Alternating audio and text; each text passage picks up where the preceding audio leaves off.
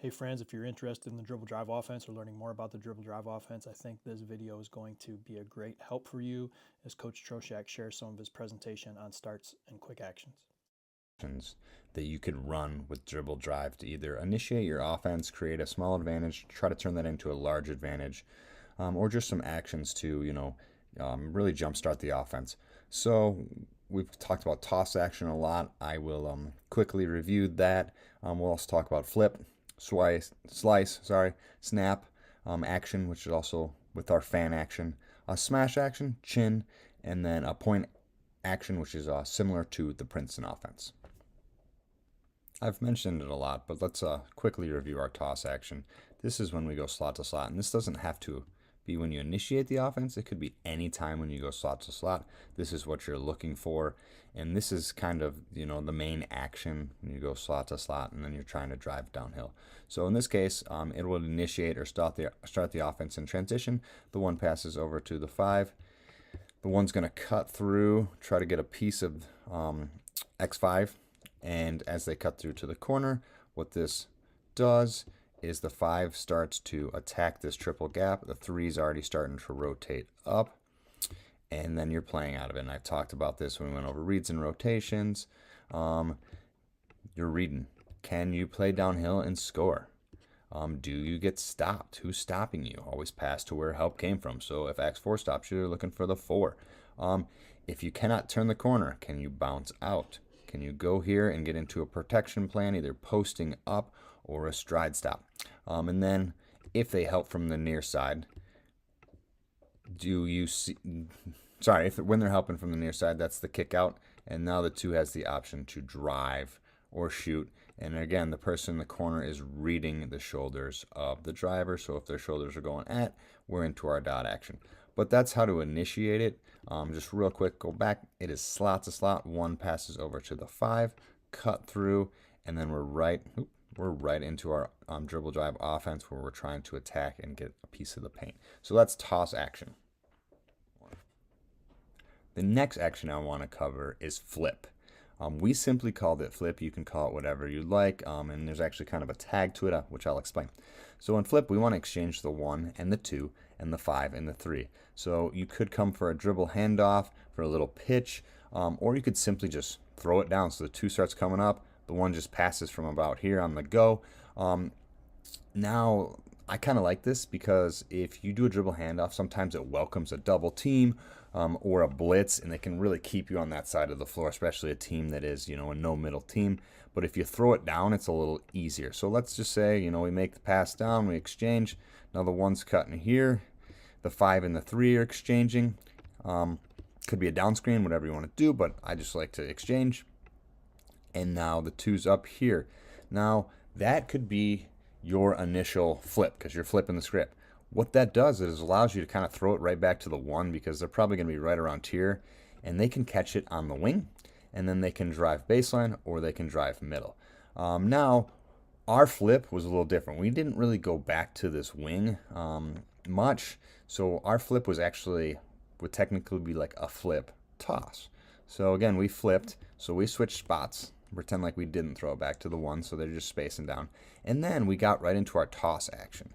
So we have flipped it, all right, and now we have 2 new players in the slot. We go slot to slot, boom, here, and now we're in our toss action. We got cut, we're driving, passing to where the help came from. The 5 is rotating up, the 2's going to the corner. The 1 is reading, does my teammate need space or do they need help? So that is one way to start your offense. And what I like about this is the 3 initially started in this left corner. All right, if you remember, so they were here. All right, then they rotated up. They got the pass from the 2, and they got the drive. So if you have a player that you feel like has an advantage that's playing in that left corner at the 3 spot, you can say, hey, we're going to run flip or flip toss, whatever you want to call it, and we're going to get the ball to the 3 in the corner, and they're going to attack their man or woman because we feel like they have an advantage. You could do the same thing going to the 2. All right, so how you would do that is simply you flip again. All right, so we go to the 5 this time, and you call it whatever, and we got our pitch or our dribble handoff or just a throw down pass, whatever you want to call it. And now our 3 is coming up, and this could be for like a good left-handed driver. The 1 has exchanged with the 2, and now we are here. The 4 should loop under the hoop and go opposite. So now we have 2 new players in the slot. We're going slot to the 2, and they're cutting through, cutting off their butt, driving hard, and you have this. So again, this is a good way to get maybe somebody that's a good lefty driving into the middle. So you can kind of almost choose what matchup you want to attack, whether it's the 1, the 2, the 3, or the 5. You feel that player can kind of create advantage and really jumpstart your offense. So let's look at kind of a clip. It's not the greatest clip in the world, but it kind of gives you an idea of our flip action. There's actually 2 things I want to show you in this clip. The first one is our flip action, and the second one is what happens when, or what I'd like to see when our offense kind of stalls out. So you'll see the dribble drive stall out early here, and this is what I would like to work on towards the future. So it's just kind of a good clip for both.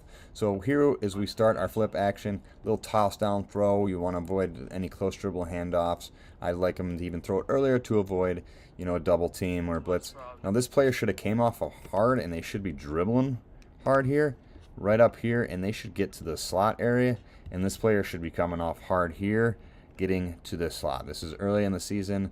Didn't do a great job with it, but there's a look at it. So there you go. We go slot to slot, see how wide it is. And then this player, again, they should have actually cut here to kind of try to get a piece of this player as this player rotates up. This player's in the corner reading, does my teammate need help? Do they need space?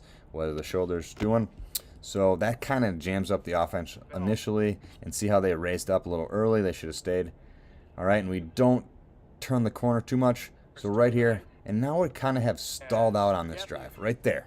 So you see that stall part, and I'll run back flip in a second in case you didn't see it. But right now, what I want to do is get into some sort of motion. It's kind of or an option. Because I feel when you're running the dribble drive, if you stall out at times like this, stalled out. Now we could have just had, if you're big in a dribble drive, if you want to stay dribble drive, this player just comes up, and we go here on the pass, cut through, and now this player is attacking downhill. But there's going to be some nights where you stall out, and against some teams. So this is just something I've been thinking about doing, and talking with other coaches that run dribble drive. If that stalls out, you get into maybe some motion or principles. All right, so that's just an option out of your dribble drive. So I'll run it all the way back to the start. We got flip. All right, drive. Again, they're not in the greatest positioning, but you see the flip, kick out. We can't turn the corner here. Good defense by that player. All right, a bounce out dribble. This is where, I'd like to trigger something. So that's where you got a little freedom in your dribble drive, and you can make it your own, but that's what I'm thinking. All right, the next action I want to go over is slice. Pretty simple. You slice this player through. So 1 has the ball, or 5 could have the ball, doesn't matter. The opposite slot's going to slice through. So this is good if teams really deny hard, like this toss action, this slot to slot pass. So I will put 1 defender out there. Sorry about that. Let's put X5 out there. So if they're denying hard, maybe it's your best player. Maybe they're denying. If they can just cut through, all right, here, and they're slicing through, and then 1 is attacking this triple gap, and then it's the same.